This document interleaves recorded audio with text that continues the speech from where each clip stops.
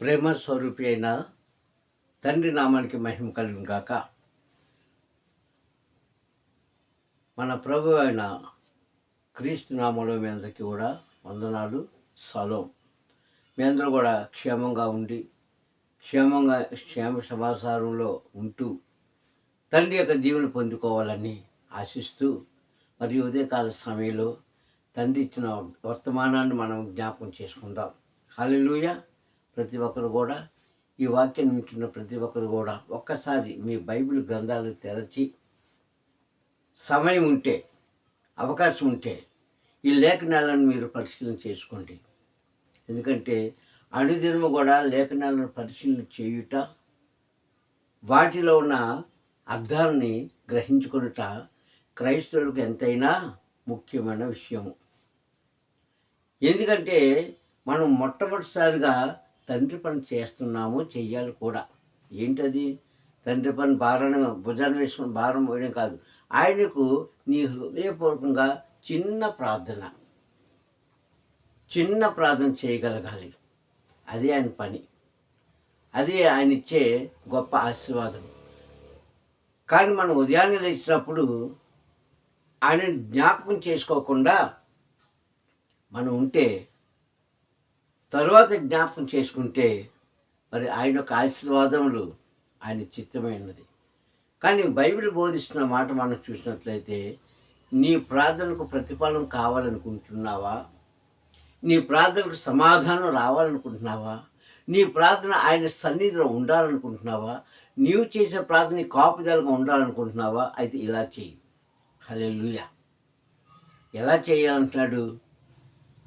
ఈ వాక్యంలోకి వెళ్ళే ముందు మా ఇదిగో వాక్యం అని ఈ యొక్క వాట్సాప్ గ్రూప్ ద్వారా వాక్యం ఉంటున్న మిమ్మల్ని తండ్రి దీవించును గాక. అలాగే మా ఛానల్ని చాలామంది సబ్స్క్రైబ్ చేసుకున్నారు. వారందరికీ కూడా తండ్రి నామంలో సలోం, వందనాలు. ఇంకా చేసుకోలేని వారు ఎవరైనా ఉంటే సబ్స్క్రైబ్ చేసుకొని లైక్ చేసి షేర్ చేయండి. అలా షేర్ చేసి లైక్ చేయడంలో తండ్రి యొక్క దీవెన కూడా మీ మీద, మీ కుటుంబాల మీద సదా నిలుచును గాక. హల్లెలూయా. ఇక సమయంలో చూసుకుంటే దావీదు గారు చేసిన ఒక చిన్న ప్రార్థన, ఒకే ఒక వాక్యము, ఒకే ఒక లైన్ మనం చూసుకుందామండి. ఎందుకంటే బైబిల్ గ్రంథాల్లో కొన్ని వేల మాటలు రాయబడి ఉన్నాయి, కొన్ని వందలు రిఫరెన్స్ మనకు కనిపిస్తున్నాయి. కానీ ఒకే లైన్ మనం చూసుకొని దాన్ని ధ్యానం చేయగలిగితే ఖచ్చితంగా తండ్రి మనం దీవిస్తాడు. అందుకే మీ గ్రంథాల్లో ఒకసారి పరిశీలన చేసుకునే వాక్యం ఉందో లేదో, వాటికున్న అర్థం మనం తెలుసుకుందాం. మరియు ఉదయకాల సమయంలో నీ ప్రార్థన ఈరోజు నీకు కాపుదలగా ఉందా అన్న ప్రశ్న మీద మనం ప్రార్థన వాక్యాన్ని ధ్యానం చేసుకుందాం. ఇక ఈరోజు వాక్యం చూస్తే సంకీర్తన 5వ అధ్యాయంలో 3వ వచనంలో దావీదు గారు చేసిన ఒక చిన్న ప్రార్థన. అని అంటున్నాడు, తండ్రి ఉదయమున నా కంఠస్వరము నీకు వినబడుచున్నది, ఉదయమున నా ప్రార్థన నాకు కాపుదలగా ఉన్నది అంటాడు. హల్లెలూయా, హల్లెలూయా. కావున ప్రియ సహోదరులారా, ఉదయమున నా కంఠస్వరం వినిపిస్తుంది కదా ప్రార్థన ద్వారా. అదే ఉదయమున నేను చేసే, నీ సన్నిధిలో చేసే ప్రార్థన నాకు కాపుదలగా ఉంచుతున్నావు అంటాడు. హల్లెలూయా. ఎందుకంటే ఉదయం నుంచి సాయంకాలం వరకు కూడా, లేక ఉదయం నుంచి రాత్రి కాలం వరకు కూడా మనం అనేకమైన ప్రార్థన చేస్తూ ఉంటాం. కొంతమంది ప్రార్థన చేయాలనుకోండి, వాళ్ళ కోసం కాదు, వాళ్ళ హృదయంలో తలంచుకుంటుంటారు. కానీ అన్ని విషయాల్లో కూడా ఆయనతో మనం షేర్ చేసుకోవాలి, పంచుకోవాలి. అన్ని విషయాలు కూడా ఆయన అడగాలి.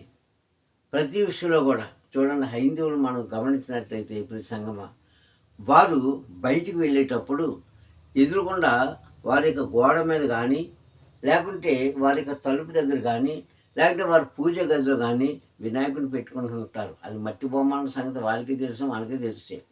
అది మాట్లాడదు, వాసన చూడదు అన్న సంగతి మనకి తెలుసా, వాళ్ళకి తెలుసు. కానీ ఆ మట్టి బొమ్మ మీద విశ్వాసం ఉంచి వారు బయటికి వెళ్ళేటప్పుడు, లోపలికి వచ్చేటప్పుడు దానికి నమస్కారం చేసుకుంటూ వెళతారు. ఎందుకు? నాకు మేలు జరుగుతుందని. కానీ మనం ఎవరు నమ్ముతున్నాము? సజీవుడని తండ్రి నమ్ముతున్నాము.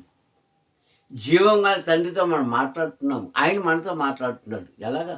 వాక్యం ద్వారా. వాక్యం ద్వారా ప్రతి దినం కూడా నీతో నీతో నీతో నీతో నాతో అందరితో మాట్లాడుతున్నాడు ఆయన. అందరితో మాట్లాడుతున్నాడు. మరి మనం ఇంకెంత బలంగా ఉండాలి? వారు ఉండాలి బలంగా, విశ్వాసంగా. మరి మనం ఎలా ఉండాలి? ఇంకా అత్యధికమైన విశ్వాసంతో మనం జీవించాలి. ఇది క్రైస్తవ లక్షణాలు ఉండవలసిన మొట్టమొదటి లక్షణం. అందుకని అన్నాడు, తండ్రి ఉదయమున నా కంఠస్వరం నీకు వినబడుచున్నది ఈ ప్రార్థన ద్వారా. అలాగే ఉదయమున నేను చేసే ప్రార్థన ఆ దినమల్లా కూడా నాకు నీవు కాపుదలగా ఉంచుతున్నావు అని ఆ ఒక్క మాటలో చాలా అర్థాలు ఉన్నాయండి. నేను అంటాను కదా, ఉదయాన్నే లేచి ఓ కుమారుడా కుమార్తె, ఓ సహోదరి సహోదరుడా, ఓ చెల్లి తల్లి, నువ్వు ఎలాంటి ప్రార్థన చేస్తున్నావమ్మా? ఎలాంటి ప్రార్థన చేస్తున్నావు బాబు? ఉదయాన్నే లేచినంటే మన చేతిలో ఒక వస్తువు ఉంటుంది. ఆ వస్తువు అంటే మీకు బాగా తెలుసు కదా. ఆ వస్తువుని అంటే ఇలా చూస్తాం. ఏంటి? Cell phone. ఎవరు నాకు ఫోన్ చేశారా నేను పడుకునేటప్పుడు, లేకపోతే అర్ధరాత్రి కానీ లేకపోతే మిడ్ నైట్. అర్ధరాత్రి అంటే అదే కదండి, మిడ్ నైట్. లేకపోతే తెల్లవారుతున్నప్పుడు కానీ ఎవరైనా నాకు ఫోన్ చేశారని లేచిన వెంటనే ఆ ఫోన్ మనం చూసుకుంటాం. ఇది ఈనాడున్న జనరేషన్ ఉన్న అలవాటు, ఇది హ్యాబిట్స్. ఈ హ్యాబిట్ మనం తొలగించుకోవాలి. ఎందుకంటే క్రైస్తవులు అండి. తండ్రి యొక్క ఆశీర్వాదం చేత, తండ్రి యొక్క మాట చేత, తండ్రి యొక్క చేతిలో బ్రతుకుతున్న వారు మనం ఇంకెంత భయభక్తులతో కలిగి ఉండాలి. ఎంత భయభక్తు. నేను అనుకుంటాను ఆనాడు కూడా ఆ కాలాల్లో కూడా ఒకవేళ ఈ సెల్ ఫోన్లు, కంప్యూటర్లు, ల్యాప్టాప్లు ఉండుంటే బహుశా దావీదు గారు చూడరేమనుకుంటున్నాను నేను. దావీదు గారు లక్ష్య పెట్టకుండా ఉండినేమో ఆ రోజుల్లో ఉంటే. కానీ ఆ రోజుల్లో అవేమి లేవండి. ఆయన ఎందుకు అంతగా ఆశీర్వదించబడ్డాడంటే ప్రతి చిన్న విషయం కూడా, ప్రతి చిన్న సమస్య కూడా ఆయన పాదాల దగ్గర పెట్టకుండా, ఆయనను అడగకుండా అడుగు ముందుకు వేయలేదు. కానీ ఒక్క విషయంలో మాత్రం తండ్రి చిత్తం లేకుండా తన సొంత నిర్ణయం తీసుకొని అడుగు ముందుకు వేసాడు కనుక పడిపోయాడు దావీదు. అదేంటో మనకు తెలుసు కదా. కానీ ఇక్కడ ఆయన ఏమన్నంటే, నాయన ఉదయం నా కంఠస్వరము అంటే నేను చేసే ప్రార్థన, నేను విన్నపించుకుంటున్నాను విన్నపం. ఉదయాన్నే లేచినంటే మనం ఏం చేయలేండి, నిద్ర మాత్రమే లేచినంటనే ఒకటే చిన్న ప్రార్థన. నువ్వు మనసులో చేసుకో, గట్టిగా చెయ్యు, లేదంటే మోకాలు వేయు, లేదంటే చేతులు పైకెత్తి చెయ్యి, నువ్వు ఎలాగైనా చెయ్యు. కానీ నీ యొక్క మాట ఆయనకు వినిపించాలి. ఏమని? నాయనా ఇదిగో ఈరోజు నాకు జీవాన్ని ఇచ్చావు, వందనాలు. ఈరోజు నేను సరించడానికి, తిరగడానికి, నా కార్యాలు చేసుకోవడానికి చక్కటి ఆయుష్కాలం ఇచ్చావు, ఆరోగ్యం ఇచ్చావు, నీకు స్తోత్రములు. నీ చిత్తమైతే మిగిలిన వారందరికీ కూడా అది ఆశీర్వాదం దయచేయని చిన్న ప్రార్థన చేసి నువ్వు మంచి లేచిన తర్వాత, ఆ తర్వాత నువ్వు ఎలా ప్రార్థన చేసినా, ఎవరి కోసం ప్రార్థన చేసినా, ఏమని విజ్ఞాపన చేసినా పర్వాలే, ముందు నీవుగా తండ్రికి చూపించుకోవాలి. నీవుగా తండ్రికి ఇదిగో నాయన నన్ను బ్రతికించినకు నీకు వందనాలని మనం ఆయనకు కృతజ్ఞతాస్తుతులు ఆ రకంగా చూపించాలి, ఆ రకంగా నిరూపించాలి, ఆ రకంగా ఆయనకు స్తుతి ఆరాధన చేయాలి. అది కూడా చిన్న ఆరాధనేనండి. ఆరాధన అంటే ఆలయంలో కూర్చోను, లేదంటే గృహాల్లో కూర్చోను, లేదంటే బహిరంగ సభలోకి వెళ్ళను, లేదంటే చెట్ల కింద కూర్చోను, చేతుల పైకెత్తి గంతులు వేస్తూ, పాటలు పాడుతూ, వాయిద్యాలు వాయిస్తూ చేసేది కదా ఆరాధన అంటే ఆయనను జ్ఞాపకం చేసుకోవడం. హల్లెలూయా. ప్రతి దినం కూడా చూడండి, ఒక మనిషి జ్ఞాపకం చేసుకుంటాడు. ఒక మనిషికి అభ్యంతరం లేకుండా, ఒక మనిషి మీద ఒక మనిషికి అభిమానం కలిగినప్పుడు వాళ్ళకి ఒకటే ధ్యాస ఉంటుంది. ఈ మనిషి లేకపోతే ఈ మనుషుడు ఏం చేస్తున్నాడు, ఎక్కడున్నాడు, ఏ స్థితిలో ఉన్నాడు, ఎలా ఉన్నాడు అని మనం వాస్తవాలు జ్ఞాపకం చేసుకుంటామే. అలాగే తండ్రిని మనం జ్ఞాపకం చేసుకోవడమే ఆరాధన. అంతకన్నా మించింది ఏం లేదు.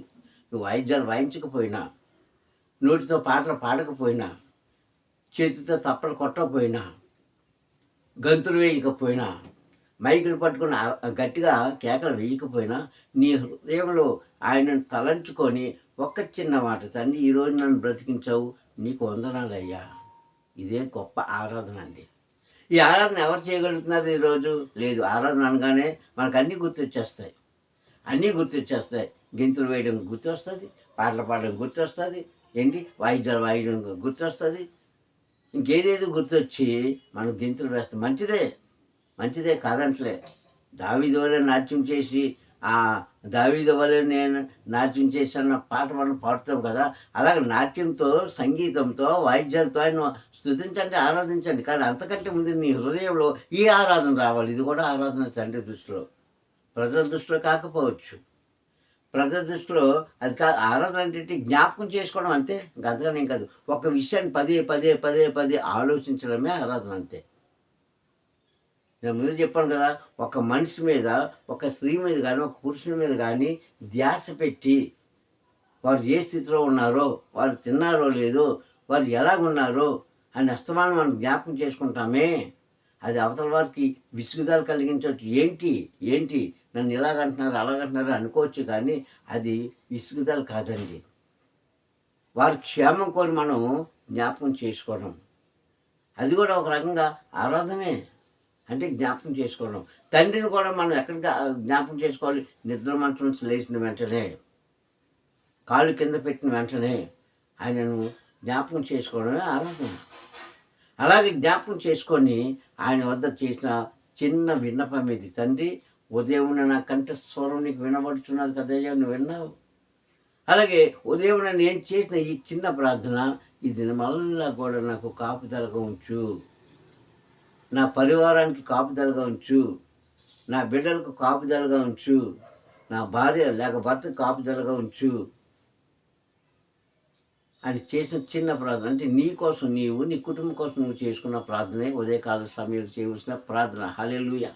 ఇది మర్చిపోతామని మనం లేచిన వెంటనే సెల్ ఫోన్ తీస్తాం, అందులో మనం చూసుకున్నవన్నీ చూసుకుంటాం, అది దాన్ని పక్కన పెడతాం. అప్పుడు బాత్రూమ్కి వెళ్తాం, స్నానం చేస్తాం, ఫ్రెష్ అవుతాం, అప్పుడు చక్కటి వస్త్రాలు ధరించుకుంటాం, అప్పుడు నీవు వచ్చి ప్రార్థన చేస్తావు. అలాగే నన్ను అంగీకరిస్తారు, లేదని అంటలే. కానీ నువ్వు నిద్ర మంచం లేచిన వెంటనే నీకు నూతన జన్మ ఇచ్చినందుకు ఆయన జ్ఞాపకం చేసుకోవాలి. ఇదే ప్రథమ ప్రార్థన. హల్లెలూయా. ఇదే ముఖ్యమైన ప్రార్థన, ఇదే అసలైన ప్రార్థన. ఇలా ప్రార్థన చేసినంట మన మీదకి వచ్చే ఆపదలు ఆ దినాన్న, మన మీదకి వచ్చే శోధనలు ఆ దినాన్న, మనల్ని ముంచివేసిన ఆర్థిక స్థితులు ఆ దినాన్న ఏవైతే వస్తున్నాయో, రాకుండా ఉండవండి, ఖచ్చితంగా వస్తాయి. ఏవైతే వస్తున్నాయో వాటి నుంచి మనకి విముక్తి కలిగిస్తాడు, ధైర్యాన్ని పుట్టిస్తాడు, ధైర్యవంతులుగా మనల్ని నిలబెడతాడు. ఎప్పుడో తెలుసా? ఈ ప్రార్థన నువ్వు చేసినప్పుడు. ఆ తర్వాత నువ్వు ఎవరి కోసమో ప్రార్థించే ముందు నిన్ను నీవుగా తండ్రి చూపించుకో, నీ కుటుంబాన్ని చూపించుకో, నీ బిడ్డలను చూపించుకో. అసలు నిన్ను నీవే చూపించుకోకుండా ఉదయం లేచినప్పుడు ఒకే ప్రార్థన, మళ్ళీ మధ్యలో చేసింది ఒకే ప్రార్థన, మధ్యాహ్నం చేసింది ఒకే ప్రార్థన, సాయంకాలం చేసేది ఒకే ప్రార్థన, పడుకునేటప్పుడు కూడా ఒకే ప్రార్థన. ఏంటి? మన కోరికలు కోరికలు కోరికలు కోరికలు. ప్రార్థనలో ఎన్నో రకాలు ఉన్నాయి. నేను చాలాసార్లు చెప్తుంటాను నేను చేసే ఎపిసోడ్లో ప్రార్థనలో చాలా రకాలు ఉన్నాయని చెప్తూ ఉంటాను. మరి మీరు విన్నారో లేదో, దాన్ని ధ్యానం చేశారో లేదో నాకు తెలియదు. ఒక అమ్మంటది ప్రార్థన చేస్తున్నాను కానీ అది నాకు ఎందుకో విసుగుదలకు ఉందంటాడు. ఒక బాబు అంటాడు, ఈ ప్రార్థనకు అర్థం కావట్లేదండి అని ఒక బాబు అంటాడు. సంగమ, నీకు ప్రార్థన అర్థం కాలేదు, ఈ ప్రార్థనకి విసుగుదలగా ఉంది, అస్తమాలు నేను జ్ఞాపకం చేసుకోవడం నీకు విసుగుదలగా ఉందనుకుంటే అసలు నీవు ప్రార్థనలోనే ఏకీభవించే కుమారుడు కాదు, సరికదా. నువ్వు తండ్రి మాటకు విసుగుదల చేసుకుంటున్నావు. అది ఏదో నీ మీద వచ్చే అసూయతోనో అనుమానంతోనో జ్ఞాపకం చేసుకోవడం కాదు, నీ క్షేమం కోరి జ్ఞాపకం చేసుకోవడం. అందుకే ఇక్కడ అన్న తండ్రి, నా క్షేమం కోరి నేను చేసిన ప్రార్థనకు నీ ఉదయకాల సమయంలో సమాధానం ఇస్తున్నావు కనుక ఈ దినమల్లా కూడా నాకు కాపుదల ఇవ్వు.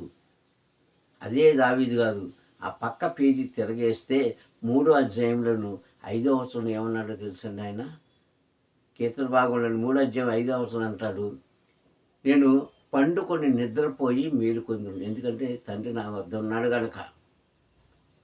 నాకు ఎలాంటి ఆపద వచ్చినా, ఎలాంటి భయంకరమైన స్థితిలో నేనున్నా, ఎలాంటి ఉపద్రవంలో నేను చిక్కుకున్నా, ఎలాంటి గాఢంధకారంలో ఉన్నప్పటికీ కూడా నన్ను కాయడానికి నా ముందున్న నా తండ్రిని దాటి ఏది కూడా నా దగ్గర రాదు కనుక నేను ధైర్యంగా ఉన్నాను అంటున్నాడు. చక్కటి సాక్ష్యం అండి ఇది. 5వ వచనం 1 సాక్ష్యము 3వ అధ్యాయంలో. నేను సంతోషంగా నేను పండుకొని నిద్రపోయి మేలుకుంటానంటున్నాడు. ప్రియ సహోదరులారా, ఇంత చక్కగా చెప్పిన సాక్ష్యం ఈరోజు నీ దగ్గర ఉందా? నీ దగ్గర ఉందా? నీవు చెప్పగలుగుతున్నావా? ఎవరైనా చెప్పగలుగుతున్నారా? కానీ ఆపదలు రాకుండా ఉండవు. అందుకే ఎప్పుడైతే తండ్రికి మొట్టమొదటి నైవేద్యం పెడుతున్నావో, అంటే ప్రార్థనా నైవేద్యం అంటే ఆ నైవేద్యం కాదండి, ప్రార్థనా నైవేద్యం పెడుతున్నావో అది చూసి సంతోషించి, ఈరోజు నా కుమార్తె నా కుమారుడు నన్ను జ్ఞాపకం చేసుకున్నాడు కనుక నేను ఎలాగైనా ఈ రోజంతా ఆయనను కాపాడాలని ఆయన కాపాడుతూ ఉంటాడు. ఆయన జ్ఞాపకం చేసుకోకుండా మనం అన్నీ చేసుకొని, మనకేదో మన వస్తువుని చూసుకొని ముచ్చిపోయి అన్నీ చేసుకుంటే అప్పుడు ఆయన అంటాడు, నువ్వు నన్ను ఆలస్యంగా జ్ఞాపకం చేసుకున్నావు కదా, నేను కూడా నీ కార్యాలు ఆలస్యంగా చేస్తాను అంటున్నాడు. జాగ్రత్త. అదే నా వాక్యంలో మర్మం, వాక్యంలో అర్థం అది. నువ్వు నన్ను ఆలస్యంగా జ్ఞాపకం చేసుకున్నావు, పర్వాలేదు, నేను కూడా నీకు ఆశీర్వాదం ఆలస్యంగానే ఇస్తాను అంటున్నాడు. అలా కాకుండా ప్రతి సంగమా, ఈ మాటలు వింటున్నా మీలో జ్ఞాపకం చేసుకోండి. అందుకే ఆయన అంటాడు, ఇదే దావీదు గారు అంటాడు, తండ్రి చేసిన ఉపకారంలో దేనిని మరవద్దంటాడు.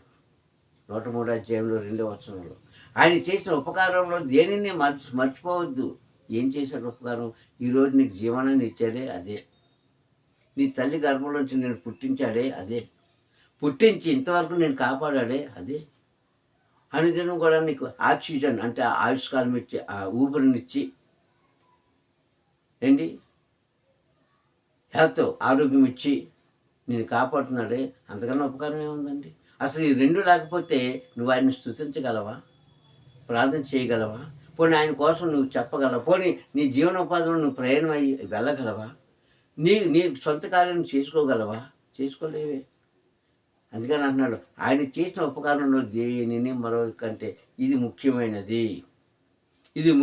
ప్రార్థన, ఇది ముఖ్యమైన విన్నపం. ఇలాగ ఎవరైతే చేస్తారో, చిన్నవారేమి పెద్దవారేమి, తెలిసిన వారు ఏమి అంటే తండ్రి కోసం, అప్పుడప్పుడు తెలుసుకుంటున్న వారేమి, ఎవరైతే ఈ ప్రార్థన చేస్తారో ఖచ్చితంగా ఆ రోజంతా నీకు కాపుదల ఇస్తాడు. అలాగని శ్రమను నీకు పెట్టను అని ఆయన చెప్పలే, శ్రమ నీ దగ్గరకు రాదు అని చెప్పలే, కష్టం నీకు కలగదు అని చెప్పలేదు. ఆయనే చెప్తున్నానండి, కష్టం నీకు కలుగుతుంది జాగ్రత్త, శ్రమ నీకు వస్తాయి జాగ్రత్త, నీవు చీకట్లో పడిపోతావు జాగ్రత్త, కానీ నేనున్నానని జ్ఞాపకం చేసుకోమన్నాడు. ఎందుకు చెప్పాలంటే మనిషి ఎప్పుడు సుఖాన్ని కోరుకుంటారు కానీ కష్టాన్ని కోరుకోరు. కానీ సుఖ దుఃఖాలు మానవ జీవితానికి ఎలాంటివి? 2 ఎద్దులు బండి అంటది. ఒకటి సుఖంలో ప్రయాణం చేస్తావు, ఒకటి దుఃఖంలో ప్రయాణం చేయాలి. తప్పదండి. సుఖ దుఃఖాలు మానవునికి సహజంగా ఉండాలి. ఉంటేనే వారు ధన్యులు. యోహాను సువార్త 16వ అధ్యాయంలో చివరి వచనంలో ఆయన రాయబడిన మాట, యోహాను సువార్త 16వ అధ్యాయము 33వ వచనంలో రాయబడిన మాట, నా నుండి సమాధానం కలిగినట్లు నేను మీకు మాటలు చెప్తున్నాను. ఎవరు చెప్పిన మాట అండి ఇది? తండ్రి పంపించిన కుమారుడు చెప్పిన మాట. ఎవరి కోసం చెప్తున్న మాట? నాటి 2000 సంవత్సరాల క్రితం ఆయన మాటలు వింటున్న ప్రజల కోసం చెప్పిన మాట.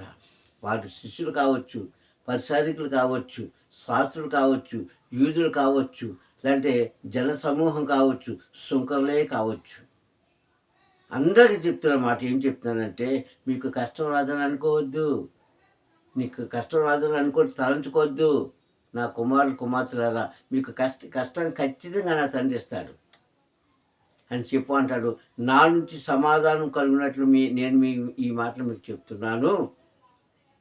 లోకంలో మీకు శ్రమ కలుగును అంటాడు అక్కడ.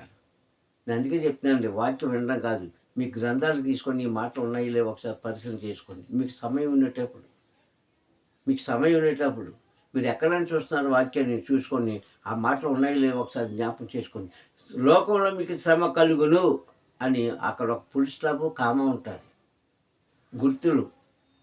గుర్తులు ఏంటి? కామకు అర్థం ఇంకా ముగించబడలేదు, ఇంకా ముందుకు సాగుతూనే ఉంటాయి కష్టాలు కన్నీళ్ళు అన్నీ. ఫుల్ స్టాప్ అంటే దానికి అర్థం ఏంటి? ఇక్కడితో నువ్వు ఎప్పుడైతే శ్రమ పడ్డావో ఆ శ్రమ ఇక్కడితో నిర్మూలమైపోయిందని అర్థం. అందుకే వాక్యం రెండంచులు ఖడ్గం అంటున్నది బైబిల్. నేను చెప్పడం కాదు, రెండంచులు ఖడ్గం అటుకు పదును ఉంటుంది, ఇటుకు పదును ఉంటుంది. దేనితోనన్నా సరే పొడవచ్చు. మనం పట్టుకున్న కత్తితో చాకో లాంటి చిన్న ఏదో దానికి ఒక పక్కే పదును ఉంటుంది, కానీ ఇది రెండు పక్కలు కూడా పదునున్న ఆయుధం ఏంటంటే వాక్యమే. లోకంలో మీకు శ్రమ కలుగునని కింద అంటాడు, అయినను మీరు ధైర్యం తెచ్చుకొనుడి, లోకాన్ని జయించున్నాను అంటాడు అక్కడ. అయినను మీరు ధైర్యం తెచ్చుకోండి, లోకాన్ని జయించేవాడిని నేనున్నాను, లోక రక్షకుడుగా నేనున్నాను కనుక ఇదిగో మీకు కూడా ఈ యొక్క కష్టాల్ని, బాధల్ని, కన్నీళ్ళని, శోధనల్ని జయించగలిగే శక్తిని నేను ఇస్తాను. ముందు నీవు శ్రమ అనుభవించు, ముందు నీవు కష్టం అనుభవించు, ముందు నీవు కన్నీరు కావచ్చు, ముందు నీవు పశ్చాత్తాపంతుండు, ముందుగా నీవు పశ్చాత్తాపంతో నువ్వు ప్రార్థించేన తండ్రికి. అప్పుడు నా తండ్రిని శాశ్వతం తీసుకొచ్చి మీకు నేను సమాధానంగా పంపుతున్నాను. సమాధానం అంటే రెండు మాటలండి అర్థం. ఒకటి ఆశీర్వాదం అనే సమాధానం, రెండోది శాంతిపరిచే సమాధానం. ఒక ఇద్దరి మధ్య గొడవ వచ్చిందనుకోండి, వారికి వీరికి కూడా సరిచెప్పి వారిని వీరిని కూడా నెమ్మదిపరిచేది లోక సమాధానం అది. కానీ తండ్రికి సమాధానం ఏంటంటే ఆయన ఇచ్చే ఆశీర్వాదం తీసుకొచ్చి తన కుమారుడైన మెస్సీ గారు మనకిస్తున్నది ఆశీర్వాదం. కనుక ఆయన అంటున్నాడు, శ్రమ మీకు కలుగుతుంది కానీ నన్ను జ్ఞాపకం చేసుకోమంటున్నాడు. అయితే శ్రమ కలిగినప్పుడు అయితే మనం అనుకోవచ్చు, ఉదయాన్నే లేచిన ఆయన ఉదయాన్నే లేచి పాస్టర్ గారు మేము ఇలా చేస్తే మాకు శ్రమ రాదా అనుకోవచ్చు. వస్తుంది. ఎందుకంటే అది ఎలా వస్తుందో, ఎప్పుడు వస్తుందో, ఎందుకు వస్తుందో నీకు తెలియదు, నాకు తెలియదు, ఆయన తప్ప. కానీ శ్రమ అనుభవించేవాడే ధన్యుడు. బైబిల్లో ఉంది కదండి, ఎవరైతే శ్రమ అనుభవిస్తారో వారు ధన్యులు. ఆ శ్రమ వెనక ఫలితం ఉంటుంది. కీడించి మేలు అంటారు దాన్నే. కీడు వెనకాల మేలు. ప్రతి వారు కూడా కీడు వద్దనే ప్రార్థించేస్తారు, కానీ నువ్వు ఎంతైతే కీడు వద్దని ప్రార్థిస్తావో అంత తొందరగా నీ దగ్గర కీడు వస్తుంది. జాగ్రత్త నాయనా, ఈరోజు నాకు శ్రమ పెట్టావా, నీకు కృతజ్ఞతలు చెల్లిస్తున్నాను, నేను ఆనందిస్తున్నానయ్యా, ఈ శ్రమ నాకు పెట్టినందుకు నీకు వందనాలు. అయితే నువ్వే పెట్టావు కనుక ఈ శ్రమ నువ్వు తొలగించే అని మనం ప్రార్థన చేయాలి. అలా చెయ్యి. మనం శ్రమ వస్తే ఆ దగ్గరికి వెళ్తాం, ఎవడో పక్కన ఉన్నాడు కదా అపవాది, వాడిని తలంచుకుంటాం. సుఖం వస్తే తండ్రిని తలంచుకుంటాం. కానీ ఆయన అంటున్నాడు, శ్రమ పెట్టేది నేనే, ఆ శ్రమ నుంచి తప్పించేది నేనే. అదే చెప్తుంది అక్కడ వాక్యం. యాహం స్తోత్రం. మీకు కష్టం కలుగుతుంది అని చెప్పింది ఎవరు? అపవాది చెప్పిందా? కాదే, ఆయనే చెప్పాడు. తర్వాత మీకు సుఖం కలుగుతుంది అని చెప్పింది ఎవరు? అపవాది చెప్పిందా? కాదే, ఆయనే చెప్పాడు. ఈ మాటలు మనం క్రైస్తవులుగా అర్థం చేసుకోలేము. ఎస్ఏ గ్రంథం కూడా చెప్పిన మాట అంటే, నిన్ను కొట్టేది నేనే, మళ్ళా గాయం కట్టేది నేను అంటున్నాడు. కొట్టేది నేనే కొడతాను, ఎందుకంటే నువ్వు స్థిరలేవు కనుక, నీ మనసు మంచిది కాదు కనుక, నీ మనసు పాటు చేసుకున్నావు కనుక, నీ జీవితాన్ని పతనం చేసుకున్నావు కనుక, నీవు అహంకారంతో ఉన్నావు కనుక, ఇదిగో నేను కొడుతున్నానని కొట్టి మరలా నీ పశ్చాత్తాపం పడితేనే. పశ్చాత్తాపం పడకపోతే ఏముంటుందండి? అంతే సంగతి. ఒక పాట, పరదేశంలో మన పాట. నువ్వు పశ్చాత్తాపం పడితే అందులోంచి మరలా నేను లేపుతానన్న సత్యం కూడా మనకు జ్ఞాపకం. ఇంత స్పష్టంగా వాక్యం ఉన్నా మనం తీసుకెళ్ళి తిన్నగా చీకటైతే అపవాదం అంటాము, వెలుగైతే తండ్రి అంటాం. ఇదే మనకు అలవాటు. ఈ అలవాటుని తప్పుకుందామండి. ఆయన చిత్తం లేనిదే ఏ కష్టం నీ దగ్గర రాదు. అందుకే నేను అన్నాడు, దినమెల్లా నేను చేసే ప్రార్థన తండ్రి నాకు కాపుదలగా ఉంచుతావు కనుక అయినను నీ చిత్తాన్ని నెరవేర్చని ప్రార్థన చేశాను దావీదు. అంత మాత్రం దావీదు కష్టం రాలేదా? నష్టం రాలేదా? అహంకారంగా లేడా? అన్నీ అనుభవించాడు. కానీ దాన్ని తెలుసుకొని మళ్ళీ ఆయన ఏం చేశాడు? విడిచిపెట్టాడు. ఈరోజు మనం తెలుసుకొని కూడా విడిచిపెట్టలేకుండా వాటిలో ప్రయాణం చేస్తూ తండ్రికి అన్యాయం చేశాడంటే నిజంగా అన్యాయవంతులు అయిపోతాం మనం. ఎందుకంటే తండ్రిని నిందించే అధికారం, శక్తి, ఆలోచన మానవునికి లేదండి. నేను అంటాను కదా, శ్రమను సహించేవాడే ధన్యుడు. ఏమో ఆయన కాలము, ఆయన పరిమితము, ఆయన దినాలు, ఆయన వారాలు, నెలలు, ఎంతకాలం అయితే మనం శ్రమ పెట్టాలని ఆయన అనుకుంటున్నాడో అంతకాలం కూడా దాన్ని భరిస్తూ ఒకటే ప్రార్థన చేయాలి. నాయన, ఇదిగో ఈ కష్టాన్ని నా నుంచి తొలగించు, నీ చిత్తమైతే నాయన నువ్వే పెట్టావు కనుక నువ్వే తొలగించమని మరలా మనం ప్రార్థన చేస్తే ఆ దినం చేసిన ప్రార్థన పాదాల దగ్గర చేర్చుకొని, అయ్యో ఇంక నా బిడ్డను కష్టపెట్టకూడదు, నా బిడ్డలను ఏడిపించకూడదు, నా బిడ్డలను మనోవేదన కలిగించకూడదు, నా బిడ్డల యొక్క కుటుంబాల్లో శాంతి సమాధానం పంపించాలని అప్పుడు ఆయన ఆశీర్వాదం పంపిస్తాడంట. హల్లెలూయా. అందుకే అంటున్నాడు, నేను హాయిగా పండుకొని నిద్రపోయి మేలుకుంటాను అంటున్నాడు. ఎంత ధీమాగా చెప్పిన మాట చూడండి. శత్రుడు తలుముకొస్తూ ఉంటే ఆయన అంటాడు, తండ్రి యుద్ధం నీదని ఇస్తాడు ఒకటే మాట. అక్కడ సేనాధిపతి వచ్చి సేవకు, రాజా దావీదు, ఇదిగో మన కోట మీదకి శత్రువులు వస్తుందంటే మేము భయపడదు, మేము యుద్ధానికి వెళ్ళదు, అలా ఊరుకోమన్నాడు. ఎందుకు? అంత ధీమా కలిగిన వాడండి, అంత ధైర్యం కలిగి అని ఉన్నాడు కనుక తండ్రి శత్రువులతో యుద్ధం చేసి దావీదుకి విజయాన్ని సాధించి పెట్టాడే. మరి ఈరోజు మనం పడుతున్న కష్టాల నుంచి, కన్నీళ్ళ వేదల నుంచి, శోధనల నుంచి మనకెందుకు విజయాన్ని ఇవ్వడానికి అనుకుంటున్నావు? ఇస్తాడు. కానీ అలాంటి మనస్సు మనం కలిగి ఉండాలి. అలాంటి ప్రార్థనా శక్తి మనం పొందుకుని ఉంటే ఖచ్చితంగా ఈ ఉదయకాల సమయంలో నువ్వు ఏ అంశం కోసం ప్రార్థిస్తున్నావో, ఎవరి కోసం ప్రార్థిస్తున్నావో, ఏమని ప్రార్థిస్తున్నావో, ముఖ్యంగా నీ కోసం నువ్వేం ప్రార్థన చేసుకుంటున్నావో అది నీకు ప్రతిఫలం ఇస్తుంది తప్ప ప్రతిఫలం ఇవ్వకుండా ఉండదని నేను తెలియజేస్తున్నాను ఈ వాక్యం ద్వారా. కావున ప్రియ సంగమా, ఒక మనిషిని పదే జ్ఞాపకం చేసుకోవడంలో వారిని విసిగించడం కాదండి, వారి క్షేమం కోరి జ్ఞాపకం చేసుకుంటాం. కానీ వారు ఏమనుకుంటారంటే అస్తమాలు నన్ను విసిగిస్తున్నారని వారు అనుకుంటారు. కానీ విసిగించడం కాదు అది. నీ యొక్క జీవితాన్ని సరిచేసే ధ్యానమే, ఆరాధనే ఈరోజు మనం చేస్తున్నాం. అలాగే తండ్రికి మనం చేసే హృదయ ఆరాధన ఏంటో తెలుసా? ఉదయాన్నే లేచి ఇదిగో ఈ రకంగా ప్రార్థన చేయడమే అని జ్ఞాపకం చేసుకోవడం. ఇక్కడి నుంచి అయినా సరే ఆ మార్గంలో మనం వెళ్ళి ఆయన యొక్క ఆశీర్వాదం మనం పొందుకొని, మన దీవెన పొందుకొని రాబోతున్న దినాల్లో ఇలాంటి సౌఖ్యం కలిగిన జీవితాన్ని మనం పొందుకోవాలని ఆశిద్దాం, ప్రార్థించుకుందాం. దయగలనైనా కృపగల తండ్రి, వందనములు. నా యొక్క సమయంలో నీ వాక్య ద్వారా నాతో మాట్లాడించినందుకు స్తోత్రములు. నిజమే నాయన, ఉదయాన్నే లేచి మేము ఏదైతే చేయాలో, ఏదైతే చేయకూడదు నాయన, నీ వాక్యం ద్వారా బోధించినందుకు వందనములు. ఇదిగో తండ్రి, ఇట్టి రీతిగా మేము ఉండేలాగును కృప చూపించండి. ఈ తరంలో నా ప్రభు ఎంతమంది అయితే ఇలాగ ప్రార్థిస్తున్నారో వారి ప్రార్థనలన్నీ కూడా నీ పాదాల దగ్గర చేర్చుకొని ప్రతిఫలం దయచేసి నాన్న, ఏ ప్రాంతంలో ఏ మనుషులు ఉన్నారో, ఏ రకంగా ఉన్నారో, ఏ రకంగా జీవిస్తున్నారో, ఏ ఉద్దేశాలు కలిగి ఉన్నారో నాకు తెలియదు. కానీ అయ్యా, నీ చిత్తమైతే వారు చేయి బోరధ్వని కంఠస్వరం మీరు ఆలకించి నీ చిత్తంలో తండ్రి నీకు న్యాయంగా అనిపిస్తే అయ్యా ఆ ప్రార్థన ప్రతిఫలం దయచేసి వారిని, వారి కుటుంబాలను, ప్రాంతాలను దీవించి ఆశీర్వదించమని ఈ నాన్న యొక్క వాట్సాప్ గ్రూప్ ద్వారా తండ్రి, ఈ యొక్క యూట్యూబ్ ఛానల్ ద్వారా వైకుంఠం బిడ్డలందరూ కూడా దీవించి ఘనత, మహిమ, ప్రభావం మీరు పొందుకుంటారని త్వరలో రానున్నటువంటి క్రీస్తు నామములో ఈ ప్రార్థన సమర్పించుకుంటున్నాను పరమ తండ్రి. హల్లెలూయా, హల్లెలూయా, హల్లెలూయా. ఎంతకు మరొకసారి తండ్రి నామములో సలాం. తండ్రి మేము దీవించి ఆశీర్వదించుగాక. హల్లెలూయా.